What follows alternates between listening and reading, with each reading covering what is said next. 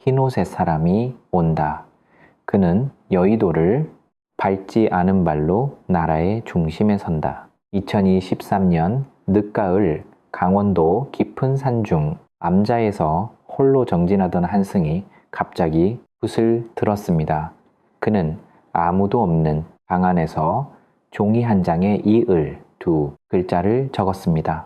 그리고 그 종이를 저보 제자에게 건네며 단 한마디를 남겼습니다. 정민년이 오거든 이것을 펼쳐라. 제자는 스승의 말뜻을 몰랐습니다. 그러나 2017년이 밝아오는 날 아침 그 봉인된 종이가 마침내 열렸습니다. 그리고 그 안에 적힌 문장 하나가 지금 이 나라를 조용히 뒤흔들고 있습니다. 묘전. 그 이름을 아는 사람은 많지 않습니다. 조계 중 어느 사찰의 기록에도 어느 언론의 지면에도 그의 이름 석자는 등장하지 않습니다. 그러나 전국의 무속인과 역학자들 사이에서는 이미 10여 년 전부터 그 이름이 조용히 콧방귀 오가고 있었습니다. 경남 어딘가의 깊은 산중에서 스스로를 감춘 채 수십 년을 정진해 오니 노승은 세상 사람들이 찾아와도 문을 열지 않았습니다. 단 한 번도 스스로 입을 열어 예언을 공표한 적이 없었습니다. 그런 그가 특별한 날에만 특별한 사람에게만 종이를 건넸고 그 종이들이 하나씩 펼쳐질 때마다 세상은 소름 끼치는 일치를 목격해야 했습니다. 그가 처음으로 기록에 남겨진 것은 2008년의 일입니다. 그해 가을 한지방신문 기자가 산중을 헤매다 우연히 그의 암자를 발견했습니다. 기자는 노승에게 아무것도 묻지 않았습니다. 그저 물 한 잔을 얻어 마셨을 뿐입니다. 그런데 묘자는 자리에서 일어나더니 서랍에서 작은 쪽지 하나를 꺼냈습니다. 이걸 가져가시오. 때가 되면 의미를 알 것이요. 기자는 의아했지만 쪽지를 받아 지갑 속에 넣었습니다. 그 쪽지에는 이런 글이 적혀 있었습니다. 쇠가 흔들리고 나무가 꺾인다. 그러나 물은 제자리를 찾는다. 기자는 대수롭지 않게 여겼습니다. 그로부터 불과 2달 뒤 세계 금융위기가 한국 경제를 강타했고 대형 건설사들이 무너졌습니다. 그 기자는 훗날 이렇게 회고했습니다. 쪽지를 꺼내 들고 한참을 멍히 앉아 있었습니다. 이것이 묘의 시작이었습니다. 그가 맞춘 것은 금융 위기 하나가 아니었습니다. 2010년 그는 또 하나의 종이를 남겼습니다. 당시 그 종이를 받은 사람은 강원대 한 도예가였는데 노승은 그에게 이렇게 말했습니다. 바다 동쪽에서 불기둥이 솟는다. 땅이 갈라지고 물이 밀려온다. 그러나 더 무서운 것은 눈에 보이지 않는 불이다. 도예가는 그 말의 뜻을 오래도록 이해하지 못했습니다. 그러나 2011년 3월 동일본 대지진이 발생했고 쓰나미가 해안을 덮쳤으며 후쿠시마 원전이 폭발했습니다. 세상이 두려워한 것은 지진의 파괴력만이 아니었습니다. 눈에 보이지 않는 방사는 그 보이지 않는 불이 돼지와 바다를 오염시키기 시작했습니다. 도예가는 그 종이를 꺼내들고 하루 종일 울었다고 합니다. 그로부터 3년이 지난 2014년 묘자는 또다시 붓을 들었습니다. 이번에는 지인도 제자도 아닌 길을 잃고 산에서 헤매다 암자에 들어선 낯선 여행자에게 종이를 건넸습니다. 배가 뒤집힌다. 아이들이 잠긴다. 나라가 죄책감 속에 잠긴다. 그 여행자는 종이를 받은 지 열흘도 되지 않아 세월호 참사를 뉴스에서 보았습니다. 온 나라가 슬픔 속에 잠겼고 죄책감은 이후 몇 년 동안이 사회를 덮었습니다. 여행자는 그 종이를 참아버리지 못하고 아직도 품 안에 가지고 있다고 합니다. 세 번의 예언 3번 모두 적중했습니다. 그러나 묘자는 단 한 번도 자신이 예언자라고 말하지 않았습니다. 그는 오히려 이렇게 말했습니다. 나는 아무것도 알지 못한다. 다만 고요히 앉아 있다 보면 바람이 무언가를 두고 간다. 이 말이 더 소름 돋는 이유는 바로 그 고요함 속에서 나온 예언들이 너무도 정확했기 때문입니다. 그렇다면 그가 2013년 늦가을에 봉인한 20이 글자는 무엇이었을까요? 그 종이가 열린 지금 역학자들과 무속인들 사이에서는 그 해석을 두고 말들이 넘쳐나고 있습니다. 그리고 이 글은 그 예언의 조각들을 하나씩 펼쳐버려 합니다. 그 종이에는 이렇게 적혀 있었습니다. 흰옷이 마당에 선다. 불씨는 밖에서 오지 않는다. 양이 제 길을 찾으면 남과 북이 눈을 맞춘다. 단 세 문장. 그러나 이 세 문장 안에는 2027년 대한민국의 운명이 압축되어 있다고 사람들은 말합니다. 도대체 흰옷은 누구인가? 밖에서 오지 않는 불씨는 무엇인가? 그리고 양이 제기를 찾는다는 것은 정민연, 붉은 양의 해를 뜻하는가? 사람들은 묻고 또 묻습니다. 묘자는 이미 산중으로 사라지고 없습니다. 남은 것은 그 세 문장뿐입니다. 그런데 놀라운 것은 묘만이 이 시간을 예고한 것이 아니라는 점입니다. 탄어 스님은 생전에 이런 말을 남겼습니다. 한반도의 우는 두 번 꺾이고 세 번째 다시 변한다. 그 마지막 변화에 시간이 을사에서 정미 사이에 있다. 을사는 2025년, 정미는 2017년입니다. 단어는 이 두 해 사이의 시간을 한반도가 반드시 통과해야 할 거대한 굴곡이라고 보았습니다. 그리고 그 굴곡의 끝에서 새로운 기운이 시작된다고 했습니다. 사람들은 2025년을 보며 탄어에 말을 떠올렸고 2017년을 바라보며 그 다음 문장을 기다리고 있습니다. 농서양의 예언자들도 이 시간을 향해 입을 모았습니다. 프랑스의 군사 예언과 라비브렌터는 2017년을 두고 이렇게 기록했습니다. 아시아의 작은 반도가 거대한 무게 중심의 역할을 떠맡게 된다. 그것은 힘으로 얻은 것이 아니라 균형으로 얻은 것이다. 힘이 아닌 균형. 이 한 단어가 2027년 대한민국을 설명하는 핵심 열쇠처럼 들립니다. 그리고 동북아시아의 역학자들은 오래전부터 정민년을 두고 이렇게 해석해 왔습니다. 정은 불의 기운이 되고 따뜻한 불이고 미는 흙의 기운이 돼 온화하고 안정된 흙입니다. 맹렬하게 타오르는 불이 아니라 은은히 품어지는 불. 이 불이 흙과 만나면 혼돈이 아니라 정착이 격동이 아니라 회복이 이루어진다고 합니다.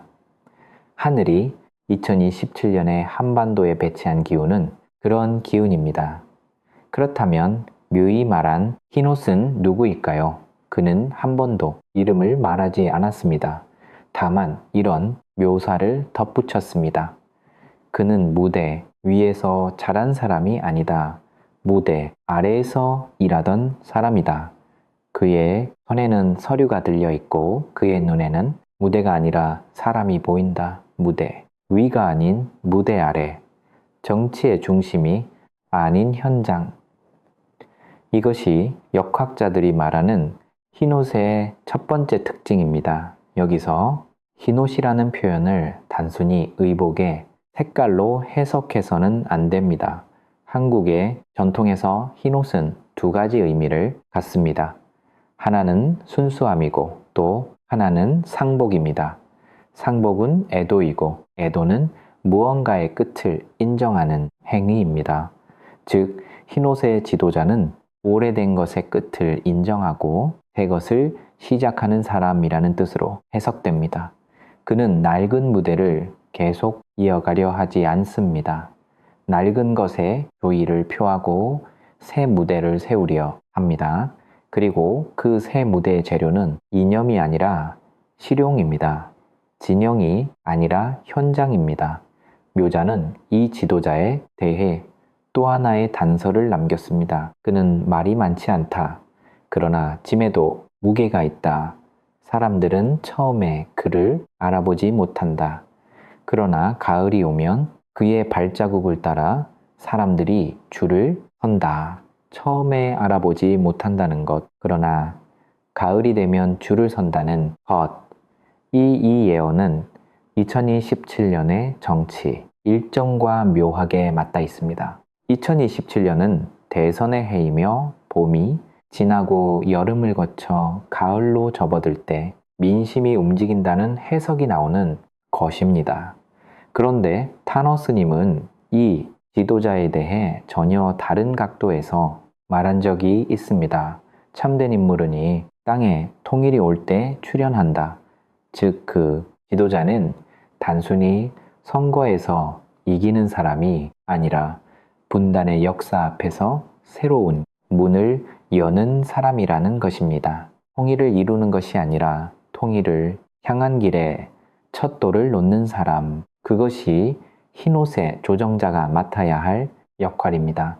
여기서 묘의 두 번째 문장으로 돌아가야 합니다. 불씨는 밖에서 오지 않는다. 이 마을은 무엇을 뜻할까요? 역학자들은 이 문장을 두 가지로 해석합니다. 첫 번째는 2027년의 변화가 외부의 압력이나 강요에 의해 이루어지는 것이 아니라는 것입니다. 강대국의 명령도 국제 정세의 강요도 아닙니다. 이 땅에 사람들 스스로가 만들어내는 내부의 불씨, 그것이 2027년의 진짜 동력이라는 것입니다. 두 번째 해석은 더 무겁습니다. 불씨가 밖에서 오지 않는다는 말은 곧 안에서 이미 불이 지어지고 있다는 뜻이기도 합니다. 2025년의 혼란, 2026년의 공백, 그리고 그 사이에서 쌓인 국민의 에너지가 이미 불씨로 준비되어 있다는 것입니다. 그 불씨에 누가 마지막 바람을 불어넣느냐, 그것이 2027년의 핵심입니다.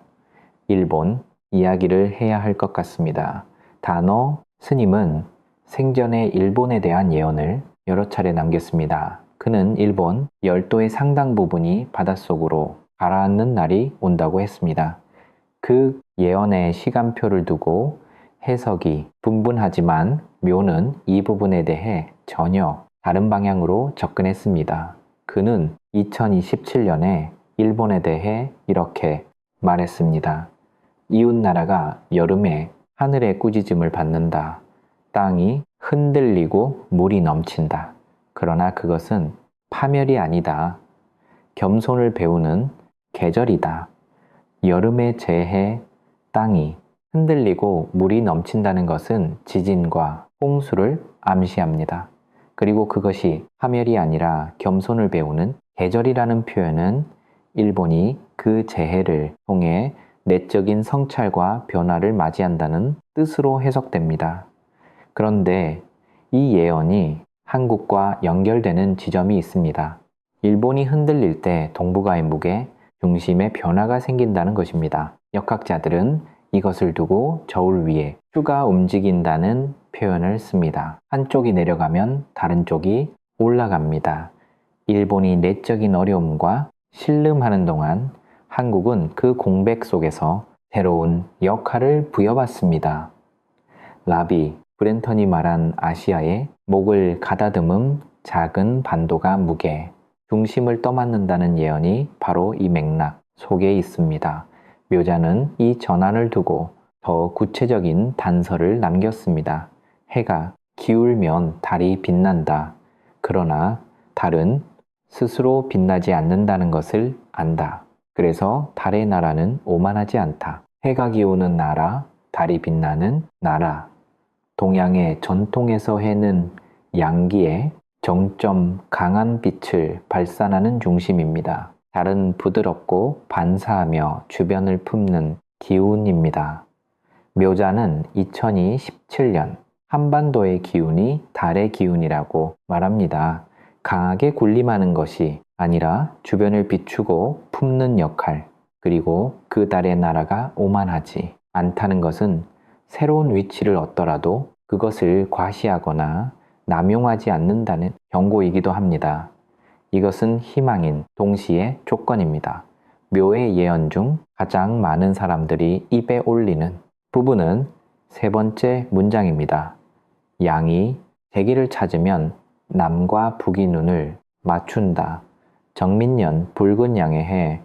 양이 제기를 찾는다는 것은 정민년이 본연의 기운을 제대로 발현한다는 뜻입니다. 그리고 그때 남과 북이 눈을 맞춥니다. 눈을 맞춘다는 것은 총구를 겨놓는 것도 악수를 나누는 것도 아닙니다.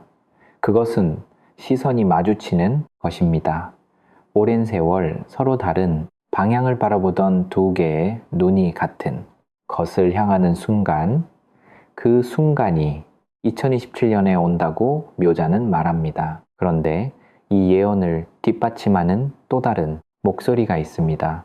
미국의 예언가 에리즈라일은 한국에 대해 이런 말을 남겼습니다. 25년부터 시작되는 북의 균열은 2026년에서 2027년 사이 본격적인 체제 재편의 흐름으로 이어질 것이다. 그 시점에 한국 내부가 얼마나 준비되어 있느냐가 관건이다. 준비, 이 단어가 핵심입니다. 예언은 결과를 보장하지 않습니다. 예언은 기회의 문이 열리는 시간을 알려줄 뿐입니다. 그 문을 통과할 준비가 된 사람이 있어야 비로소 예언이 현실이 됩니다. 그리고 엘로, 이스라엘이 말한 새로운 지도자는 이렇게 묘사됩니다. 그는 말이 많지 않다. 그러나 북쪽의 한 사람은 그에게 마음을 한다. 정치적으로 북을 대하는 것이 아니라 사람으로서 북의 내부를 이해하는 방식으로 접근하며 그 접근이 기존의 모든 외교 전략보다 훨씬 더 큰 파급력을 가진다. 말이 많지 않은 사람, 북쪽의 한 사람이 마음을 여는 사람, 묘히 말한 히녹과 엘로 이스라엘이 말한 새로운 지도자는 놀라울 만큼 같은 방향을 가리키고 있습니다. 이것이 단순한 우연일까요? 두 예언과는 서로 다른 언어로, 서로 다른 시대에, 서로 다른 나라에서 살았습니다. 그러나 그들이 가리킨 손가락은 같은 곳을 향하고 있습니다. 이제 2027년의 달력을 더 자세히 들여다봐야 합니다. 묘자는 월별 단서도 남겼습니다. 직접적인 월을 말하지는 않았지만 계절로 흐름을 표현했습니다. 봄에는 씨앗이 보이지 않는다. 그러나 여름의 끝에서 싹이 올라오고 가을에는 이미 서 있다. 보이지 않는 봄. 2017년의 봄은 여전히 혼란스럽습니다. 선거를 앞두고 여러 이름들이 무대 위를 가득 채웁니다. 사람들은 누가 진짜인지 알 수 없어 필요합니다. 그런데 그 봄의 소음 속의 한 사람이 소리 없이 움직이고 있습니다. 그는 씨앗처럼 아직 땅 아래에 있습니다. 그러나 여름의 끝, 즉 대선의 막바지로 접어드는 8월이나 9월에 이르면 그 싹이 드디어 지면 위로 올라옵니다. 그리고 가을이 오면 그는 이미 서 있습니다. 자리를 잡고 사람들의 시선을 받고 있습니다. 다너스님의 말이 다시 떠오릅니다. 동북의 바람은 북에서 불지 않는다. 남의 기운이 북을 흔든다. 이 말은 단순히 지리적 방향이 아닙니다. 이 땅에서 먼저 변화가 일어나고 그 변화의 기운이 북을 흔든다는 뜻입니다. 남만의 내부, 변화, 새로운 지도자의 등장, 그것이 북의 내부를 움직이는 촉매가 된다는 것입니다. 남이 먼저 바뀌어야 북이 눈을 맞춘다. 묘전의 세 번째 문장과 정확히 같은 맥락입니다.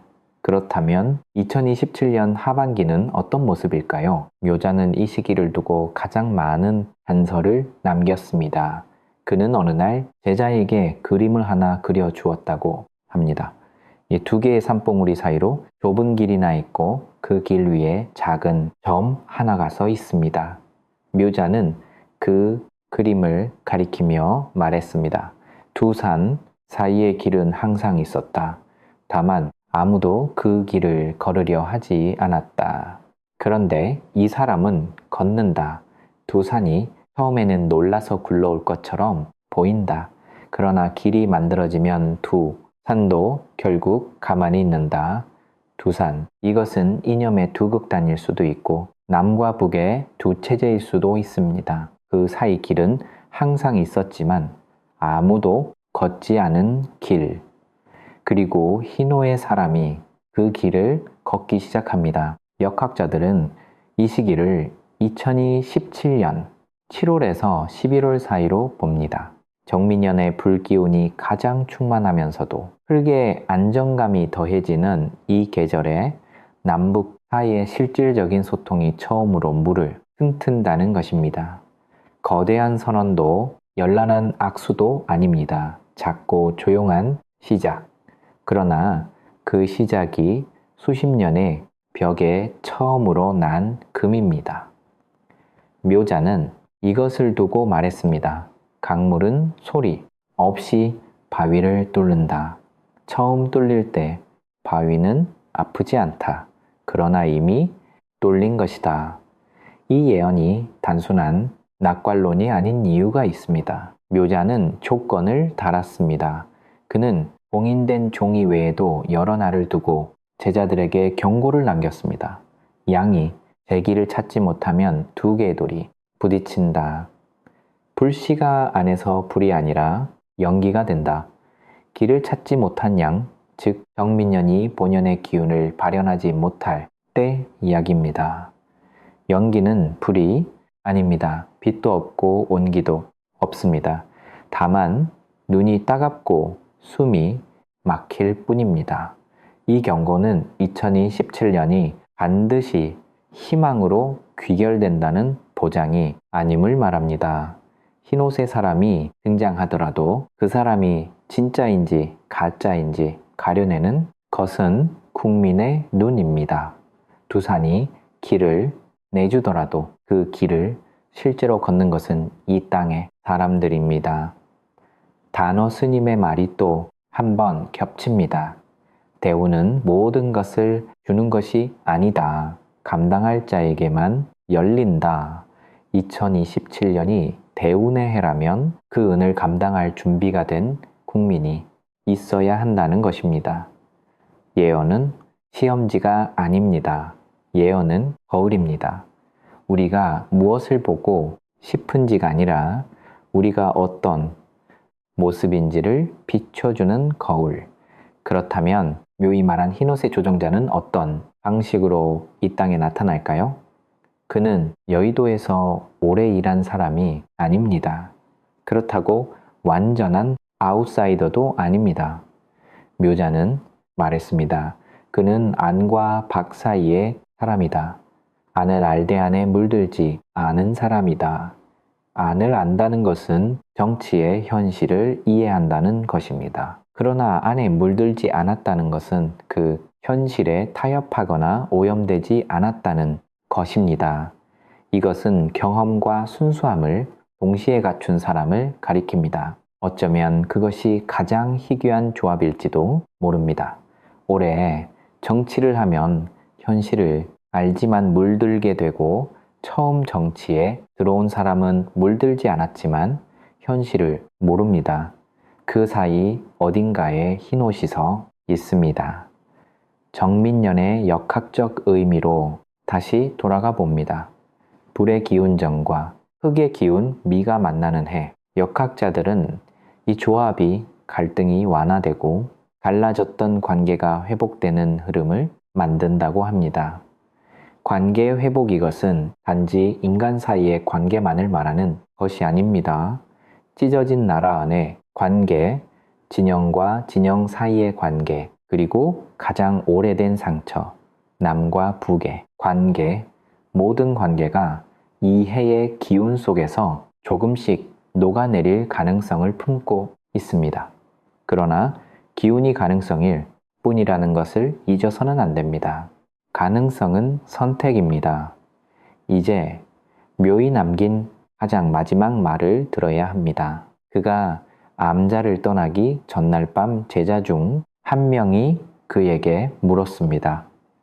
스님, 2017년이 되면 이 나라는 정말 좋아질까요? 묘자는 오래 침묵하다가 이렇게 말했습니다. 좋아지는 나라가 어디 있느냐? 다만 스스로 좋아지려는 나라가 있을 뿐이다. 스스로 좋아지려는 나라. 이것이 묘히 남긴 예언의 진짜 핵심입니다.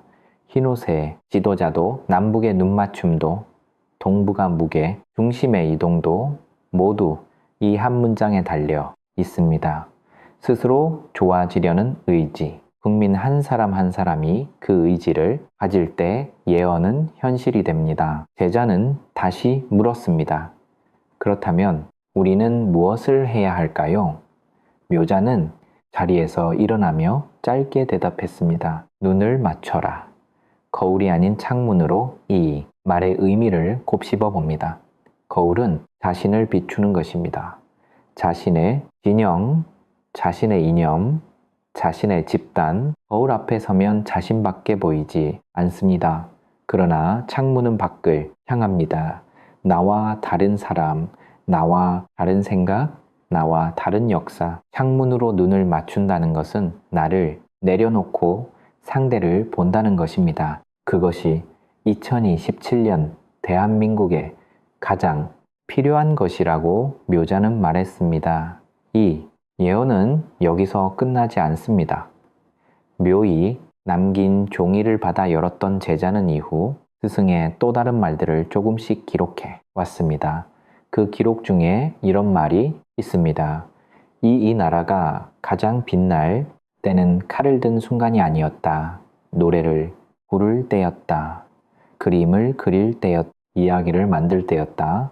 칼이 아닌 노래. 이것은 한류라고 불리는 이 나라의 문화적 힘을 암시하는 것일 수도 있습니다. 2017년에 한반도가 세계의 무게 중심이 된다면 그것은 군사력이나 경제력 때문이 아니라 이야기의 힘 때문이라는 것입니다. 이 땅의 사람들이 만들어내는 이야기들이 세계 사람들의 마음을 열고 그 열린 마음들이 한반도를 향하게 된다는 것입니다. 그리고 그 이야기들의 힘이 남과 북 사이의 벽도 조금씩 녹인다는 것입니다. 단어, 스님도 비슷한 말을 남겼습니다. 한반도가 세계의 중심이 될 때 국제적인 권능의 지도자가 이 땅에서 출현한다고 했습니다. 그 지도자의 역할은 단순히 국내 정치의 수장이 아닙니다. 그는 이 땅을 통해 세계가 바라보는 새로운 질서의 첫 문장을 쓰는 사람입니다. 그 문장의 첫 단어가 무엇인지 묘전과 탄어는 말하지 않았습니다. 그것은 우리가 써야 하는 부분이기 때문입니다. 역학자들이 조용히 나누는 말이 있습니다. 1905년을에 우리는 주권을 잃었다. 그 상실은 120년의 상언으로 남아있다. 그런데 2025년을 4년부터 2027년 정민년까지의 3년은 그 120년의 상처가 비로소 아물기 시작하는 시간이다. 상처가 아문다는 것은 흔적이 사라진다는 것이 아닙니다. 흔적은 남아있되 더 이상 피를 흘리지 않는다는 것입니다. 그 흔적이 우리가 다시는 그런 선택을 하지 않도록 기억하게 해주는 증거가 된다는 것입니다. 120년 그리고 그 끝에 서 있는 2017년 묘의 22 글자 중 마지막 5글자를 이제 들여다볼 시간입니다. 종이의 맨 끝에는 이렇게 적혀 있었습니다. 물이 제자리를 찾는다. 처음 시작된 이야기로 돌아왔습니다. 2008년 금융위기 직전 묘의 기자에게 건넨 쪽지의 마지막 문장이 바로 이것이었습니다. 쇠가 흔들리고 나무가 꺾인다. 그러나 물은 제자리를 찾는다. 그리고 20년이 흐른 뒤 같은 문장이 다시 봉인된 종이의 끝에 나타났습니다. 물은 어떤 곳에 갇혀도 결국 낮은 곳을 찾아 흐릅니다. 막혀도 결국 길을 냅니다. 부드럽지만 아무것도 그 흐름을 영원히 막을 수는 없습니다. 묘자는 2027년에 대한민국을 그물로 보았습니다. 수십 년의 분단, 이념의 장벽, 진영의 대립, 그 모든 것이 물의 흐름을 가로막고 있었습니다. 그러나 물은 흘렀습니다. 지하로, 옆으로, 위로 스며가며 흘렀습니다. 그리고 2027년 물이 드디어 제자리를 찾기 시작한다고 묘자는 말합니다. 제자리란 어디일까요? 분단, 이전의 자리가 아닙니다. 돌아갈 수 없는 과거의 회귀가 아닙니다. 이 땅에 사람들이 함께 만들어가는 새로운 자리, 아직 이름도 없고 형태도 없지만 그것이 제자리입니다. 그리고 그 자리를 향해 흰옷의 사람이 걷기 시작합니다. 묘자는 암자를 떠나는 날 아침 마지막으로 하늘을 바라보았다고 합니다. 제자가 어디로 가시냐고 물었을 때 그는 이렇게만 말했습니다. 내가 할 말은 다 했다. 이제 들을 사람이 들을 것이다. 그리고 떠났습니다. 그가 어디로 갔는지는 아무도 모릅니다. 산 너머로 걸어간 그의 뒷모습만 남아있을 뿐입니다. 예언은 항상 이렇게 끝납니다. 예언자가 말을 마치고 사라지면 남은 것은 그 말을 들은 사람들의 몫입니다. 그들이 예언을 어떻게 받아들이느냐에 따라 그 말은 현실이 되기도 하고 잊혀지기도 합니다. 지금 이 순간 당신은 묘의 말을 들었습니다. 흰옷이 마당에 선다. 불씨는 밖에서 오지 않는다. 양이 제 길을 찾으면 남과 북이 눈을 맞춘다. 물이 제자리를 찾는다. 이 예언 앞에서 당신은 무엇을 느꼈습니까? 그 느낌이 이미 물이 제자리를 찾아 흐르기 시작한 증거일지도 모릅니다. 2027년 정민년 붉은 양의 해, 그 해는 이미 오고 있습니다. 아니, 어쩌면 이미 와 있습니다. 다만 우리가 아직 그것을 알아보지 못하고 있을 뿐입니다. 묘이 말한 것처럼 가을이 오면 그 발자국을 따라 사람들이 줄을 서게 될 것입니다. 그때 우리는 비로소 봄부터 이미 시작돼 있었음을 깨닫게 될 것입니다. 예언은 답을 주지 않습니다. 예언은 질문을 남깁니다. 묘히 남긴 가장 큰 질문은 이것입니다. 당신은 창문으로 눈을 맞출 준비가 되었습니까? 오늘의 이야기는 여기까지입니다. 이 이야기가 의미 있으셨다면 구독과 좋아요로 함께 해주세요. 여러분의 관심이 다음 이야기를 만드는 힘이